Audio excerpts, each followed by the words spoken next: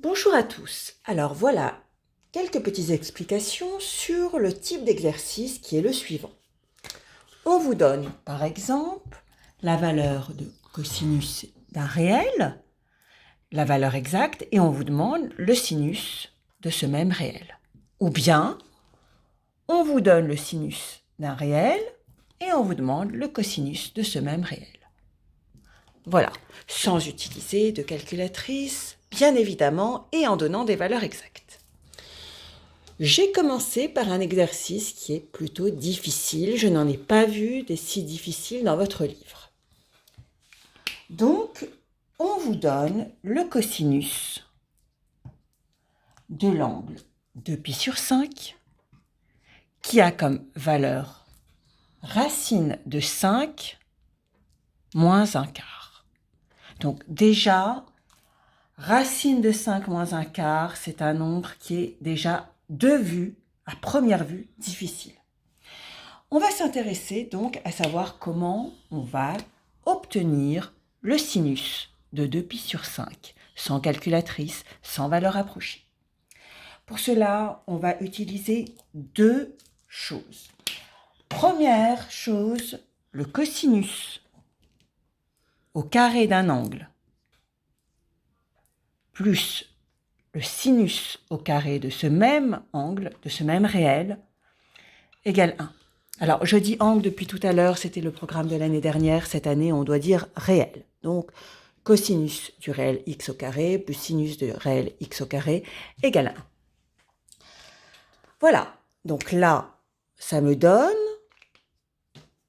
le cosinus de 2π sur 5 au carré plus le sinus de 2π sur 5 au carré doit me donner 1.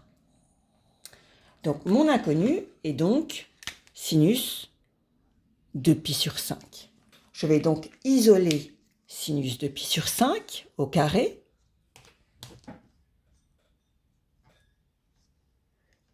Et ça me donne 1. Et le cosinus de pi sur 5 au carré, je fais passer de l'autre côté de l'égalité. Et ça devient moins cosinus de pi sur 5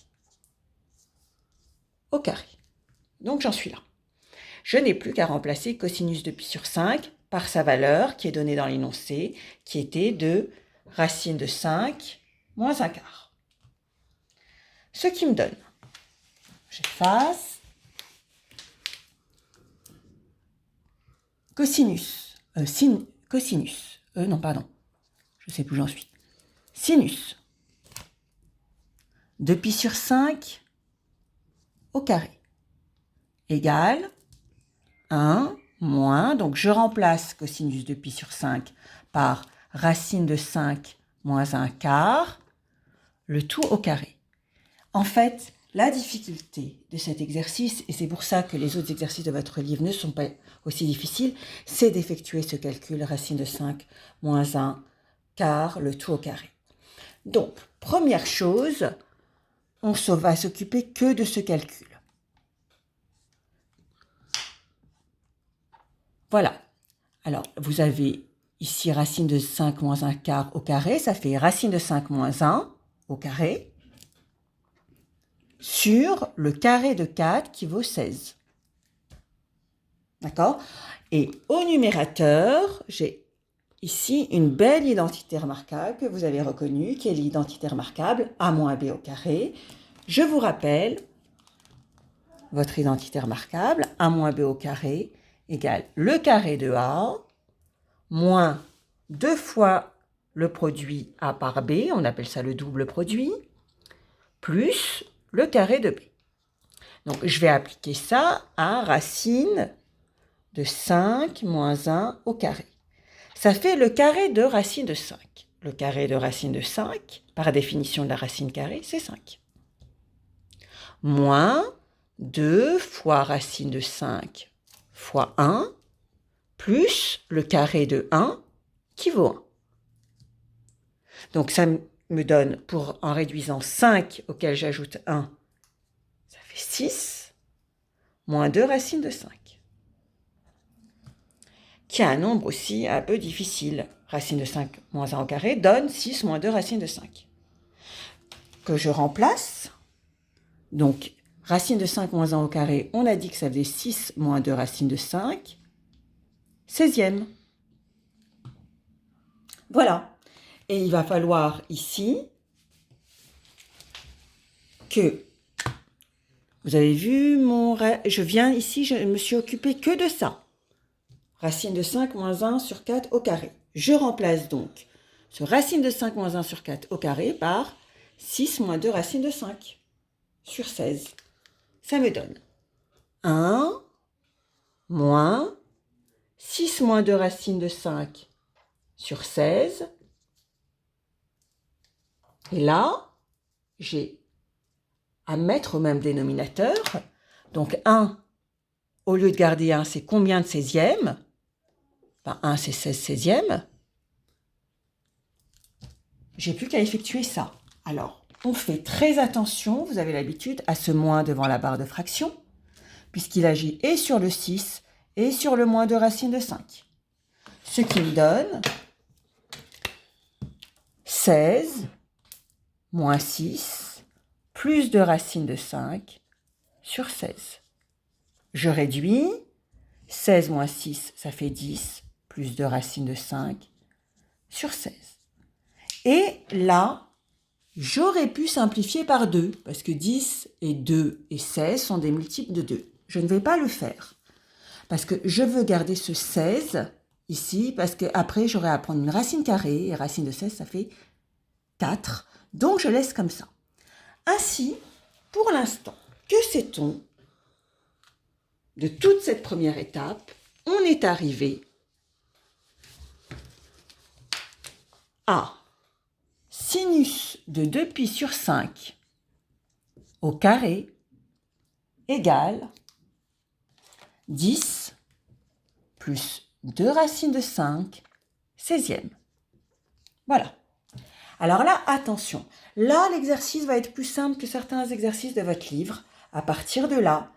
Parce que ici, quand vous avez un carré, vous avez la mauvaise habitude avec le théorème de Pythagore de supprimer ce carré et de mettre une racine directement. Attention. Donc, je vous rappelle que si vous avez, par exemple, à résoudre... Donc là, je fais une petite parenthèse qui a à voir avec l'exercice, mais pas par rapport à la résolution de l'exercice, mais par rapport à ce qu'on utilise comme propriété. Par exemple, si vous devez résoudre x carré égale 4, je ne veux pas voir ça. Racine de 4, c'est bien 2, mais n'oubliez pas que vous avez une solution positive et une solution négative. Là, c'est la même chose. Vous avez le carré d'un nombre, je reviens donc à mon exercice, le carré d'un nombre qui est égal à 10 plus de racine de 5 16e. Ce nombre peut être égal à soit la racine de cette horreur-là, soit l'opposé de la racine de cette horreur. Là, il va falloir savoir si sinus de pi sur 5 est positif ou négatif. Alors, je vais regarder où se situe 2pi sur 5 sur mon cercle trigonométrique. Cercle trigonométrique. 2pi sur 5 se situe dans le premier cadran ici, quelque part par là, puisque 2 cinquièmes, il est plus petit que 1. Voilà, donc 2 cinquièmes étant plus petit que 1, donc c'est inférieur à pi, bon, donc je sais que je vais le situer ici, plus précisément là. Que sait-on du sinus, c'est-à-dire de l'ordonnée des points associés à ces réels? Ben, le sinus est positif. Donc je sais que sinus de pi sur 5 est positif. Ce qui veut dire que là, le sinus de pi sur 5 est la racine carrée de ce nombre. D'accord? Donc, je conclus et j'aurai terminé. Voilà, la racine carrée de ce que j'avais trouvé. Et je peux, puisque j'ai gardé le 16, faire la racine du numérateur sur 4. Voilà, on ne peut pas faire grand-chose de plus. Voilà, c'est pour ça que je vous dis que cet exercice était compliqué. On a utilisé des racines, des identités remarquables. On avait plusieurs choses à faire de compliquées comme calcul, l'exercice 2 est plus simple. Je vous laisse le faire et si vous avez des questions, n'hésitez pas à me les poser. Bonne journée.